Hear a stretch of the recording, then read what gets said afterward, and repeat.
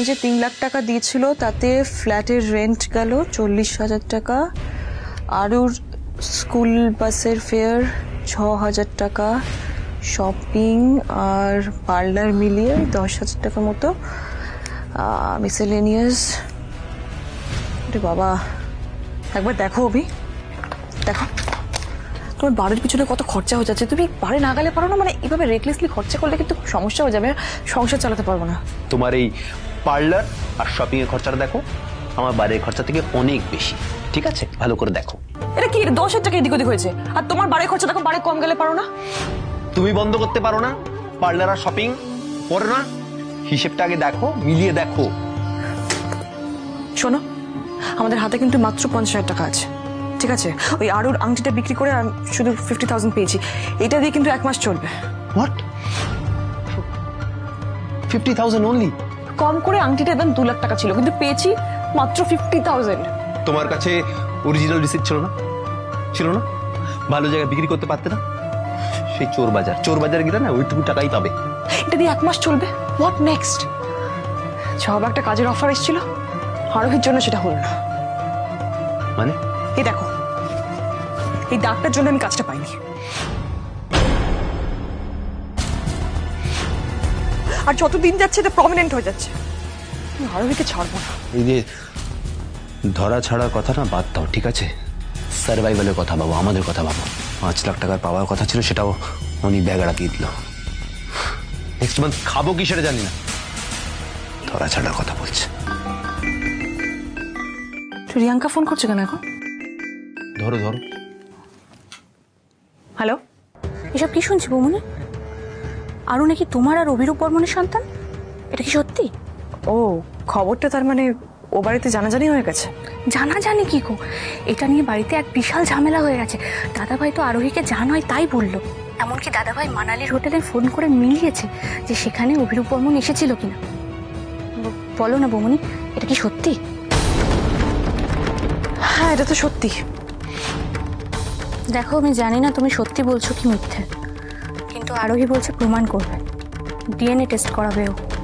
কি করে করাবে? আরো তো ওখানে নেই। সেটা আমি নিজেও জানি না বৌমনি, কিন্তু আরোহী যখন এত কনফিডেন্টলি কথাটা বলছে, নিশ্চয়ই তার কোনো উপায় আছে। আর বলছে এই পুরো ব্যাপারটা দাদাভাই থেকে লুকিয়ে করবে ও। তুমি চিন্তা করো না, টেস্ট হোক, কিন্তু রিপোর্ট তো আমি যা বলেছি সেটাই হবে। কি যে হচ্ছে সেটা আমি নিজেও বুঝতে পারছি না বৌমনি। আচ্ছা শোনো, এখানে যাই হচ্ছে না হচ্ছে আমি তোমাকে সবটা জানাবো। এখন রাখছি।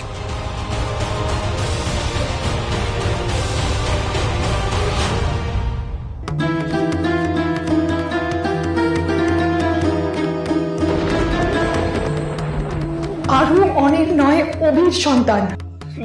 না, এটা হতে পারে না, এটা হতে পারে না। আরু অভি আর রিদিমার মেয়ে হতে পারে না।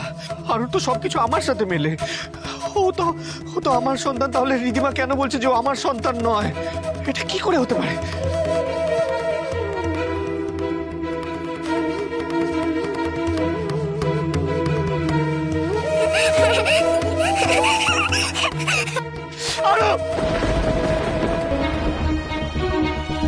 তাহলে অনি শেষমেশ রিদিমার কথাই বিশ্বাস করে নিবি? আরোহী তোকে এত ভালোবাসে, নিজের হাতে তোর সংসারটাকে গুছিয়ে দিয়েছে আরোহী, আর তোর আরোহীর প্রতি ভালোবাসা, ওর প্রতি বিশ্বাস সব হেরে গেল শুধুমাত্র একটা মিথ্যেবাদী মেয়ের কিছু মন গড়া মিথ্যে কথায়। তুই আরোহীকে বিশ্বাস না করে রিদিমাকে বিশ্বাস করলি। রিদিমার কথা অনুযায়ী আরু তোর মেয়ে নয়, ওর সাথে তোর কোনো সম্পর্কই নেই। তাহলে ও পড়ে যেতে গেলে তুই ছুটে যাচ্ছিস কেন ওকে ধরতে? ও তো তোর মেয়েই নয়, অভিরূপের মেয়ে। অন্যের মেয়ের জন্য তোর এত কনসার্ন কিসের? শুধুমাত্র একটা কথার উপর বেস করে আরু তোর মেয়ে, এটা তুই ভাবতেই পারছিস না। বাহ, সবটা জানার পর তার মানে তোর মন থেকে আরুর প্রতি সব ভালোবাসা মুছে গেছে। না, এ কি বলছো তুমি? আমি আরুকে ভালোবাসি, নিজের প্রাণের থেকেও ভালোবাসি। ও আমার জন্য সব। তাহলে এত প্রশ্ন আসছে কেন তোর মনে? দিদিমার কথা অনুযায়ী যদি তোর আরুর সাথে রক্তের সম্পর্ক নাই থেকে থাকে, তাহলে সেই সব রাত যখন আরুর জ্বর হয়েছিল, তুই জল পট্টি দিয়ে ওকে সারিয়ে তুলেছিলি, সেগুলো সব মিথ্যে। সেই রাতগুলো যখন তুই ক্লান্ত হয়ে নিজের বুকের উপরে ফাইল নিয়ে ঘুমিয়ে পড়েছিলি, আরু এসে তোর বুক থেকে ফাইল ছড়িয়ে যত্ন করে তোর চশমা খুলে দিয়ে তোর গায়ে চাদর টেনে দিয়েছিল, তোকে আঁকড়ে ধরে ঘুমিয়েছিল আরু, সেই সব রাতগুলো মিথ্যে। আরুর সাথে কাটানো সেই মুহূর্তগুলো, সেই আনন্দ, সব মিথ্যে। না, মিথ্যে নয়, কিচ্ছু মিথ্যে নয়। সাহস আছে অন্যের সন্তানকে ভালোবাসার? পারবি তুই সব ভুলে আরুকে কাছে টেনে নিতে, আপন করে নিতে আরুকে? মন থেকে তো রিদিমার কথা বিশ্বাস করেই নিয়েছিস, তাহলে আজকের পর থেকে আরুর মুখ দেখতে চাইবি না তো? আর কোনোদিনও নিজের মেয়েকে খুঁজে পেতে চাইবি না তো? না না না, আমি কিচ্ছু জানি না, কিছু বুঝতে পারছি না আমি। সত্যি তোমার মেনুই পাপাই, তুমি আমাকে আর ভালোবাসো না? না না বেটা, বেটা আমি তোমাকে ভালোবাসি, আমি তোমাকে খুব ভালোবাসি। তুমি তো আমার মেয়ে, আমার সন্তান তুমি।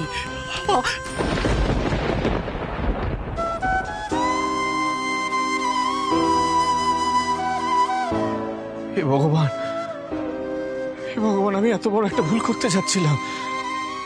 রিদিমার কথা বিশ্বাস করে আমি এত বড় একটা ভুল করতে যাচ্ছিলাম। না না না, আমি জানি রিদিমা মিথ্যে কথা বলছে, মিথ্যে কথা বলছে। আরু আমারই মেয়ে আরু। রিদিমার কাছে কোনো প্রমাণ নেই, শি ইজ আ লায়ার। শুধুমাত্র একটা ডেট মিলে যাচ্ছে বলে আমি ঠিক হতে পারি না। আমি ভুল ভাবছিলাম, ভুল ছিলাম আমি। দেখ দেখ কেমন মুখ করে বসে আছে দেখ। বেশ হয়েছে, বেশি শিয়ানা হয়েছিলে না। এই দুধছানাকে চৈতালি ম্যাডাম ভালো করে টাইট দিয়েছে। ঠিক করেছে ম্যাম, বেশি পাকা, বেশি ফটর ফটর করছিল, আগ বাড়িয়ে বলতে যাচ্ছিল গুড মর্নিং ম্যাম। ম্যামের কাছে ভালো হওয়ার ধান্দা দেখাতে চাইছিল আমাদের থেকে ও কত ভালো। নে এবার খালি পেটে বল, কত বলি ফোটে দেখি আমিও। খুব ইংরেজি বলছিস না?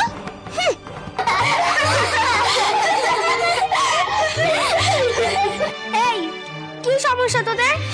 ও আসার পর থেকে তোরা ওকে এত বিরক্ত কেন করছিস? এমনি তো বিচারি খিদেতে কষ্ট পাচ্ছে, তাও তোদেরকে কাটা গায়ে নুনের ছিটা দিতেই হবে? ওই যে মুরব্বি আবার বাতেলা দিচ্ছে, ভালোই জুটি আছে।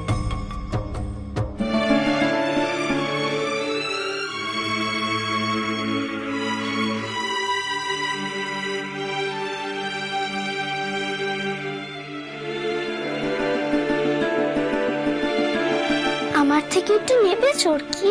তুই নিজের থেকে ওকে দেওয়ার কথা বলছিস কেন? বেশি দয়া দেখালে না চৈতালি ম্যামকে বলে দেবো, তখন তোরও খাওয়া বন্ধ হয়ে যাবে, তখন দুজনে থাকিস না খেয়ে। না গিনি, আমি খাবো না, আমার জন্য তোমাকে পানিশমেন্ট পেতে হবে, আমার খিদে নেই। আচ্ছা তাহলে কি তুমি আমার একটা কাজ করে দিতে পারবে? কি কাজ? বাইরে থেকে কয়েকটা ফুল তুলে আনতে পারবে? আজ ঠাকুরকে ফুল দেওয়া হয়নি। তুমি খাও, আমি এক্ষুনি ফুল নিয়ে আসছি।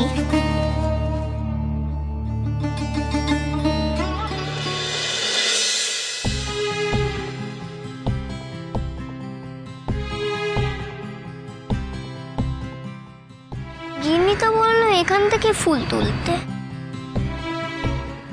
ওই তো ফুল।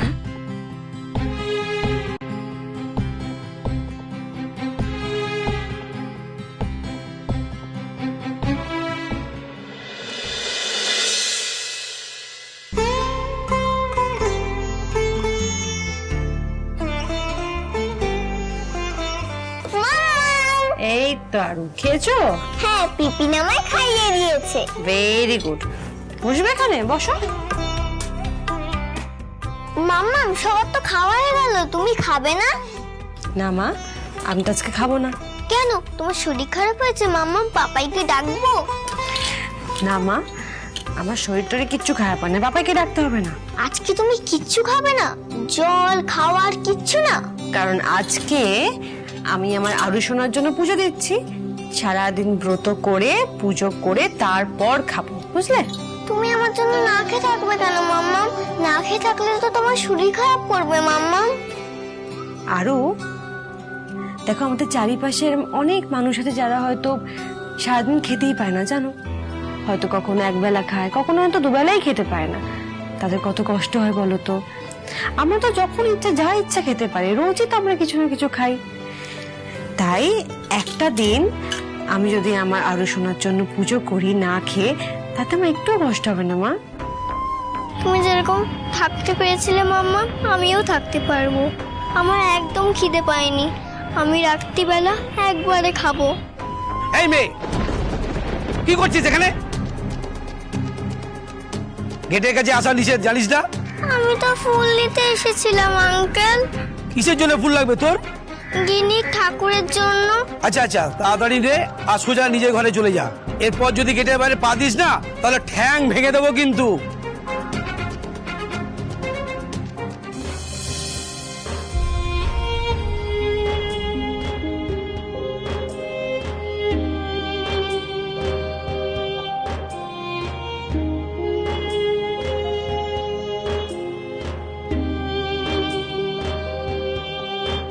এটা কি? চোরকি, এটা নিয়ে ভেতরে এসো না, গেটের কাছে খেয়ে নিও। Thank you Guinea.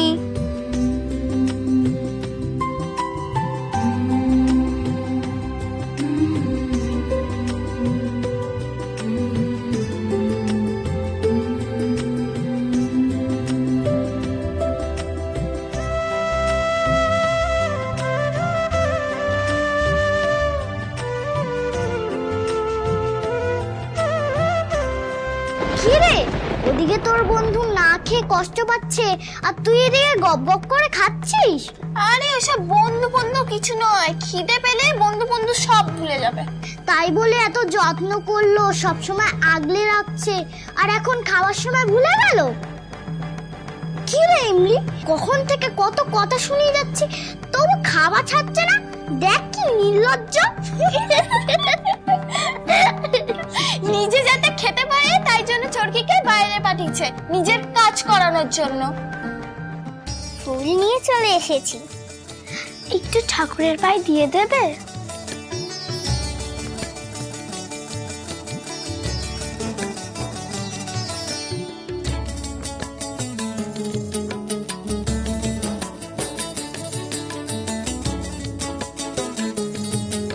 Thank you গিনি, আমি ওটা খেয়েছি।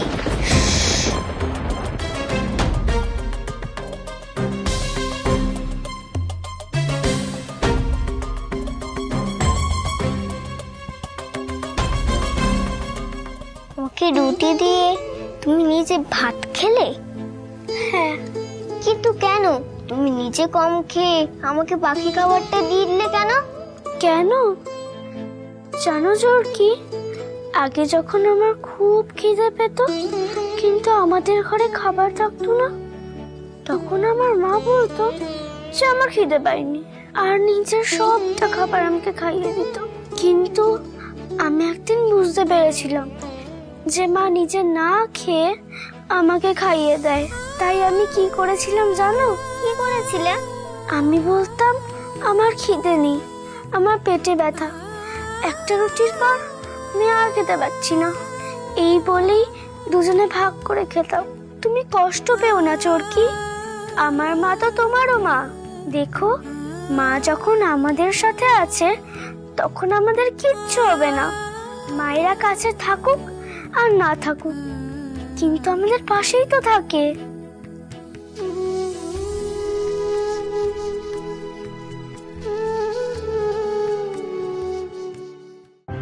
উফ মাগো রাউনি, সেই কখন থেকে তো ট্রাই করে যাচ্ছি, ফোনটা লাগছেই না।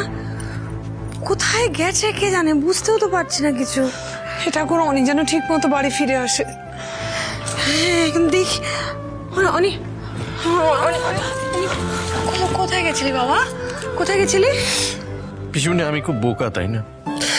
আমি খুব বোকা না? আমি রিদিমার একটা কথা শুনে আমি বোকার মতন সেটা বিশ্বাস করে নিলাম। আমি এটা ভাবলামই না যে এতকাল ধরে তোমরা আমাকে বলে এসেছো যে আরুর নাকটা আমার মতো, আরো আমার মতনই হাত পা ছড়িয়ে ঘুমোয় রাতে, আরো আমার মতন চাইনিজ খেতে ভালোবাসে।